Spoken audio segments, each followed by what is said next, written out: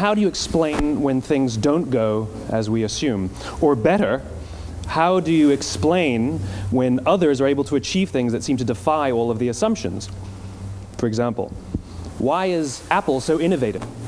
Year after year after year after year, they're more innovative than all their competition.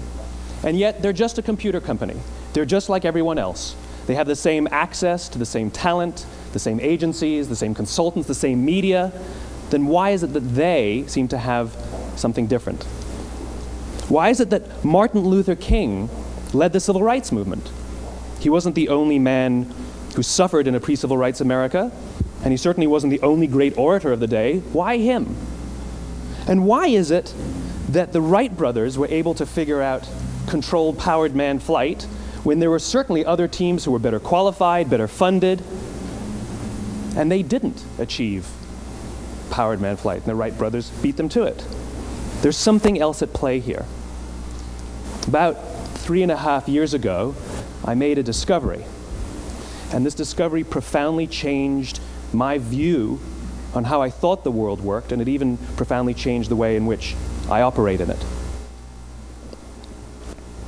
As it turns out, there's a pattern. As it turns out, all the great and inspiring leaders and organizations in the world, whether it's Apple or Martin Luther King or the Wright brothers, they all think, act, and communicate the exact same way, and it's the complete opposite to everyone else. All I did was codify it. And it's probably the world's simplest idea. I call it the golden circle.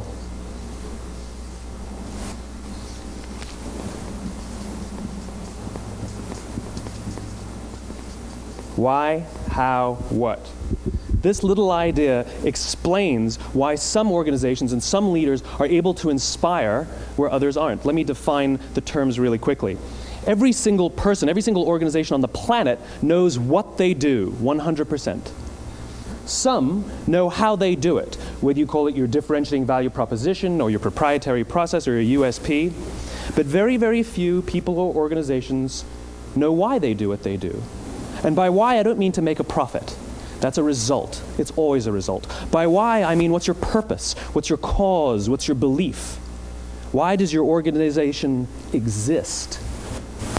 Why do you get out of bed in the morning? And why should anyone care? Well, as a result, the way we think, the way we act, the way we communicate is from the outside in. It's obvious. We go from the clearest thing to the fuzziest thing. But the inspired leaders and the inspired organizations, regardless of their size, regardless of their industry, all think, act, and communicate from the inside out. Let me give you an example. I use Apple because they're easy to understand and everybody gets it. If Apple were like everyone else, a marketing message from them might sound like this. We make great computers.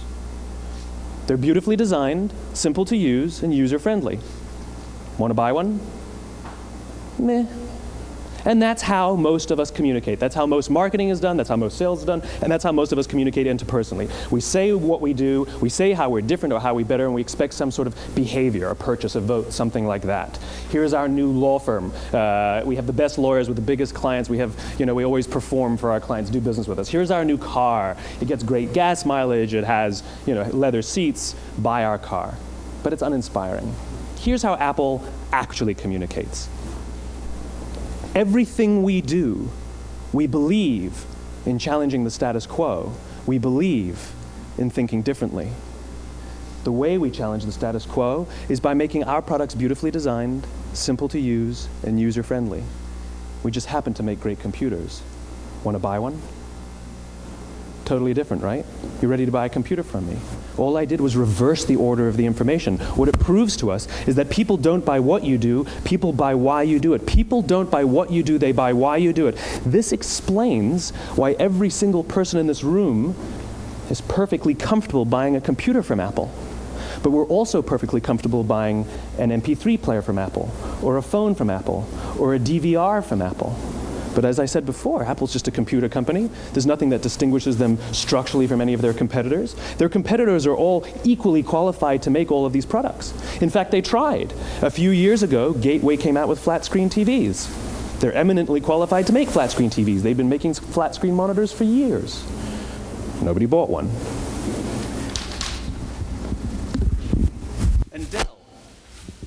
Dell came out with MP3 players and PDAs.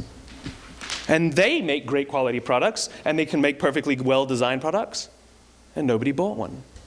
In fact, talking about it now, we can't even imagine buying an MP3 player from Dell. Why would you buy an MP3 player from a computer company? But we do it every day. People don't buy what you do, they buy why you do it. The goal is not to do business with everybody who needs what you have. The goal is to do business with people who believe what you believe. Here's the best part. None of what I'm telling you is my opinion. It's all grounded in the tenets of biology, not psychology, biology. If you look at a cross-section of the human brain, looking from the top down, what you see is the human brain is actually broken into 3 major components that correlate perfectly with the golden circle. Our newest brain, our Homo sapien brain, our neocortex, corresponds with the what level. The neocortex is responsible for all of our rational and analytical thought and language. The middle 2 sections make up our limbic brains, and our limbic brains are responsible for all of our feelings, like trust and loyalty. It's also responsible for all human behavior, all decision-making, and it has no capacity for language. In other words, when we communicate from the outside in, yes, people can understand vast amounts of complicated information like features and benefits and facts and figures. It just doesn't drive behavior. When we communicate from the inside out, we're talking directly to the part of the brain that controls behavior, and then we allow people to rationalize it with the tangible things we say and do. This is where gut decisions come from. You know, sometimes you can give somebody all the facts and your figures, and they say, I know what all the facts and details say, but it just doesn't feel right. Why would we use that verb? It doesn't feel right. Because the part of the brain that controls decision-making doesn't control language. And the best we can muster up is, I don't know, it just doesn't feel right. Or sometimes you say you're leading with your heart, or you're leading with your soul. Well, I hate to break it to you, those aren't other body parts controlling your behavior. It's all happening here in your limbic brain, the part of the brain that controls decision-making and not language.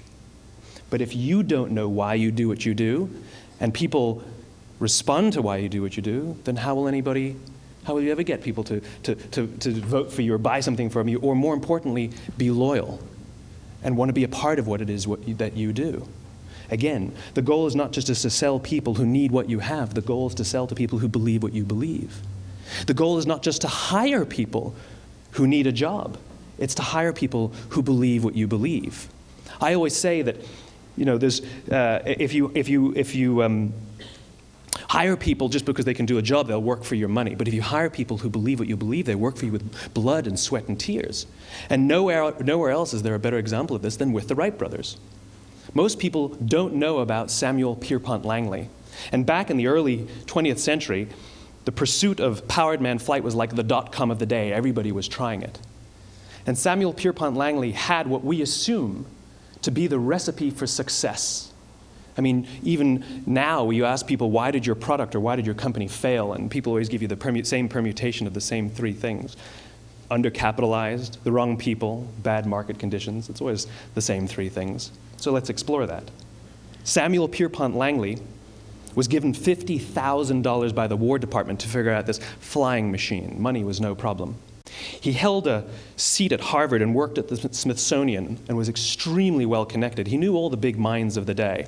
He hired the best minds money could find, and the market conditions were fantastic. The New York Times followed him around everywhere, and everyone was rooting for Langley. And how come we've never heard of Samuel Pierpont Langley? A few hundred miles away in Dayton, Ohio, Orville and Wilbur Wright. They had none of what we consider to be the recipe for success. They had no money. They paid for their dream with the proceeds from their bicycle shop. Not a single person on the Wright brothers' team had a college education, not even Orville or Wilbur. And the New York Times followed them around nowhere. The difference was Orville and Wilbur were driven by a cause, by a purpose, by a belief. They believed that if they could figure out this flying machine, it'll change the course of the world. Samuel Pierpont Langley was different. He wanted to be rich, and he wanted to be famous. He was in pursuit of the result. He was in pursuit of the riches. And lo and behold, look what happened. The people who believed in the Wright brothers' dream worked with them with blood and sweat and tears. The others just worked for the paycheck. And they tell stories of how every time the Wright brothers went out, they would have to take 5 sets of parts because that's how many times they would crash before they came in for supper. And eventually, on December 17th, 1903, the Wright brothers took flight. And no one was there to even experience it. We found out about it a few days later. And further proof that Langley was motivated by the wrong thing, the day the Wright brothers took flight, he quit. He could have said, "That's an amazing discovery, guys, and I will improve upon your technology." But he didn't. He wasn't first. He didn't get rich. He didn't get famous. So he quit. People don't buy what you do, they buy why you do it. And if you talk about what you believe, you will attract those who believe what you believe. Well, why is it important to attract those who believe what you believe? Something called the law of diffusion of innovation. And if you don't know the law, you definitely know the terminology. The first 2.5% of our population are our innovators. The next 13.5% of our population are our early adopters. The next 34% are your early majority, your late majority, and your laggards. The only reason these people buy touch-tone phones is because you can't buy rotary phones anymore. We all sit at various places at various times on the scale, but what the law of diffusion of innovation tells us is that if you want mass market success or mass market acceptance of an idea, you cannot have it until you achieve this tipping point between 15 and 18% market penetration, and then the system tips. And I love asking businesses, what's your conversion on new business? And they love to tell you, oh, it's about 10%, proudly. Well, you can trip over 10% of the customers. We all have about 10% who just get it. That's how we describe them, right? That's like that gut feeling, oh, they just get it. The problem is, how do you find the ones that just get it before you're doing business with them versus the ones who don't get it? So it's this here, this little gap, that you have to close, as Geoffrey Moore calls it, crossing the chasm. Because you see, the early majority will not try something until someone else has tried it first. And these guys, the innovators and the early adopters, they're comfortable making those gut decisions. They're more comfortable making those intuitive decisions that are driven by what they believe about the world, and not just what product is available.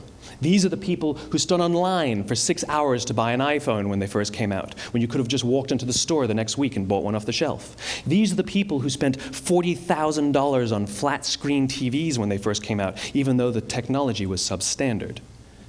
And by the way, they didn't do it because the technology was so great. They did it for themselves. It's because they wanted to be first. People don't buy what you do, they buy why you do it. And what you do simply proves what you believe. In fact, people will do the things that prove what they believe. The reason that person bought the iPhone in the first 6 hours, or stood in line for 6 hours, was because of what they believed about the world and how they wanted everybody to see them. They were first. People don't buy what you do, they buy why you do it. So let me give you a famous example, a famous failure and a famous success of the law of diffusion of innovation. First, the famous failure. It's a commercial example. As we said before a second ago, the recipe for success is money and the right people and the right marketing conditions, right? You should have success then. Look at TiVo. From the time TiVo came out about 8 or 9 years ago to this current day, they are the single highest quality product on the market. Hands down, there is no dispute. They were extremely well funded. Market conditions were fantastic. I mean, we use TiVo as a verb. I TiVo stuff on my piece of junk Time Warner DVR all the time. But TiVo is a commercial failure. They've never made money. And when they went IPO, their stock was at about $30 or $40 and then plummeted, and it's never traded above 10. In fact, I don't think it's even traded above 6, except for a couple of little spikes. Because you see, when TiVo launched their product, they told us all what they had. They said, we have a product that pauses live TV, skips commercials, rewinds live TV, and memorizes your viewing habits without you even asking. And the cynical majority said, we don't believe you, we don't need it, we don't like it, you're scaring us. What if they had said, if you're the kind of person who likes to have total control over every aspect of your life, boy, do we have a product for you. It pauses live TV, skips commercials, memorizes your viewing habits, etc., etc. People don't buy what you do, they buy why you do it, and what you do simply serves as the proof of what you believe. Now let me give you a successful example of the law of diffusion of innovation. In the summer of 1963, 250,000 people showed up on the Mall in Washington to hear Dr. King speak. They sent out no invitations, and there was no website to check the date. How do you do that? Well, Dr. King wasn't the only man in America who was a great orator. He wasn't the only man in America who suffered in a pre-civil rights America. In fact, some of his ideas were bad, but he had a gift. He didn't go around telling people what needed to change in America. He went around and told people what he believed. I believe, I believe, I believe, he told people. And people who believed what he believed took his cause and they made it their own, and they told people. And some of those people created structures to get the word out to even more people. And lo and behold, 250,000 people showed up on the right day, on the right time to hear him speak. How many of them showed up for him? 0. They showed up for themselves. It's what they believed about America that got them to travel on a bus for 8 hours to stand in the sun in Washington in the middle of August. It's what they believed, and it wasn't about black versus white. 25% of the audience was white. Dr. King believed that there are 2 types of laws in this world, those that are made by a higher authority and those that are made by man. And not until all the laws that are made by man are consistent with the laws that are made by the higher authority will we live in a just world. It just so happens that the civil rights movement was the perfect thing to help him bring his cause to life. We followed him not for him, but for ourselves. And by the way, he gave the I have a dream speech, not the I have a plan speech. Listen to politicians now with their comprehensive 12-point plans. They're not inspiring anybody. Because there are leaders and there are those who lead. Leaders hold a position of power or authority, but those who lead inspire us. Whether they're individuals or organizations, we follow those who lead not because we have to, but because we want to. We follow those who lead not for them, but for ourselves. And it's those who start with why that have the ability to inspire those around them or find others who inspire them. Thank you very much.